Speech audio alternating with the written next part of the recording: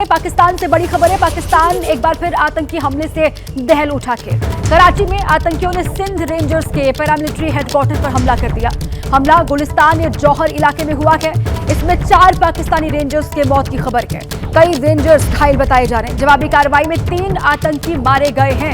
ये बड़ी खबर है। पाकिस्तान में यह आतंकी हमला हुआ है जिसके बाद पूरा पाकिस्तान जो है वो दहल उठा। कराची में यह हमला हुआ। आतंकियों ने सिंध रेंजर्स के पैरामिलिट्री हेडक्वार्टर पर हमला किया।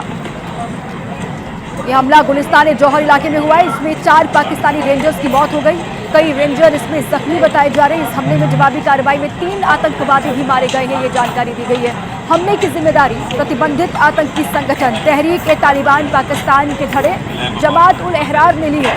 हमले के बाद पूरे इलाके को सील कर दिया गया और रेंजर्स हेडक्वार्टर के भीतर छिपे हुए आतंकियों और उनके मददगारों की तलाश वहां लगातार की जा रही है। पाकिस्तानी सुरक्षा बलों ने पूरे इलाके की घेराबंदी की है। पूरे इलाके को कॉर्डन ऑफ किया गया है और वहां हेडक्वार्टर के भीतर जो आतंकवादी मौजूद अभी भी हो सकते हैं या फिर उनके मददगार हो सकते हैं, उनकी तलाश वहां की जा रही है। 4 सुरक्षा कर्मियों और 3 आतंकवादियों की इसमें मौत हुई है। 3 तस्वीरें आपको हम दिखा रहे हैं इस आतंकवादी हमले की। कराची में आतंकी हमला हुआ। पूरा पाकिस्तान दहल उठा। रेंजर्स मुख्यालय पर यह अटैक किया गया जिसमें 4 सुरक्षा कर्मी मारे गए हैं। इलाके की घेराबंदी वहां पर की गई है। आतंकियों की तलाश लगातार जारी है और मददगार कौन हो सकते हैं आतंकियों के, इसके बारे में जानकारी वहां जुटाई जा रही है। पाकिस्तान में सुरक्षा को लेकर देखिए, रेंजर्स मुख्यालय पर यह हमला हुआ है जहां पर चाक चौबंद एकदम कड़ी सुरक्षा रहती है, लेकिन उसके बावजूद भी यहाँ आतंकवादी कैसे पहुंच गए, कैसे यह आतंकवादी हमला हो गया, इसको लेकर अब सवाल खड़े हो रहे हैं। धमाकों की गूंज, अंधाधुंध गोलीबारी और चारों तरफ मची चीख पुकार। ये तस्वीरें गवाही दे रही हैं कि आतंक की आग में दूसरों को झोंकने वाला पाकिस्तान अब खुद उसी आग की लपटों में घिरता नजर आ रहा है।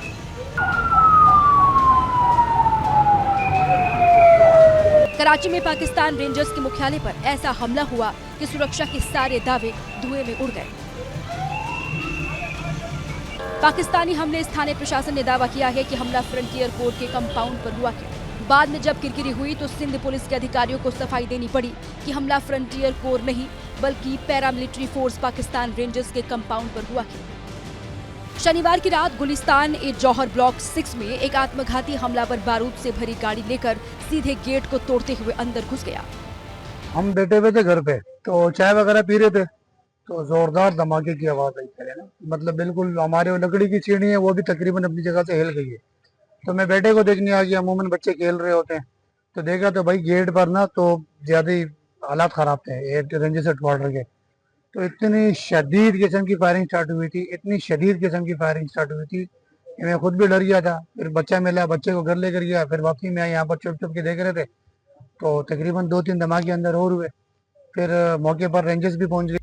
सिंध पुलिस के मुताबिक इस हमले और इसके बाद हुई मुठभेड़ में पाकिस्तानी सेना के 4 रेंजर्स मारे गए हैं, जबकि जवाबी कार्रवाई में 3 आतंकियों को भी ढेर कर दिया गया है।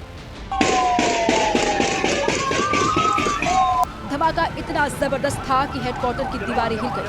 हमले में घायल हुए 6 जवानों को आनन फानन में अस्पताल में भर्ती करवाया गया है। हमले की जिम्मेदारी आतंकी संगठन जमात-उल-अहरार ने ली है, जिससे पाकिस्तानी हुक्मरानों की नींद उड़ गई है। सिंध के मुख्यमंत्री मुराद अली शाह ने आईजीपी और कराची एआईजी से तुरंत विस्तृत रिपोर्ट तलब की है।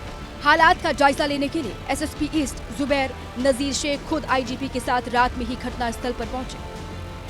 हमले के बाद पूरे इलाके को सील कर दिया गया है और रेंजर्स हेडक्वार्टर के भीतर छिपे हुए आतंकियों और उनके मददगारों की तलाश की जा रही है। लेकिन इस हमले ने साबित कर दिया है कि दूसरों के लिए गड्ढा खोदने वाला पाकिस्तान आज खुद उस गड्ढे में गिर चुका है। कराची में रेंजर्स मुख्यालय पर हुआ यह हमला सिर्फ एक आतंकी वारदात नहीं बल्कि पाकिस्तान की सुरक्षा व्यवस्था के मुंह पर जोरदार तमाचा है। जिस ठिकाने की सुरक्षा सबसे मजबूत मानी जाती है वहां तक विस्फोटकों से भरा वाहन पहुंच जाना अपने आप में कई सवाल खड़े करता है। अब पाकिस्तान जवाब तलाश रहा है कि आखिर उसके सुरक्षा घेरे में इतनी बड़ी सेंध लगी कैसे। और वहीं पाकिस्तान के अवैध कब्जे वाले कश्मीर यानी पीओके में जनता के प्रदर्शन का आज 20वां दिन है। जनता अपने हक के लिए प्रदर्शन कर रही है तो सत्ताधारी पार्टी पीपीपी के विधायक जावेद भट्ट ने आंदोलनकारियों को खुली धमकी दी है। उन्होंने कहा है चुनाव के बाद उन्हें सरेआम फांसी दी जाएगी और गोलियों से भून दिया जाएगा। दूसरी तरफ पीओके में हालात बदतर हैं। 5 जून से इंटरनेट वहां पर बंद है और खाने पीने की सप्लाई ठप है।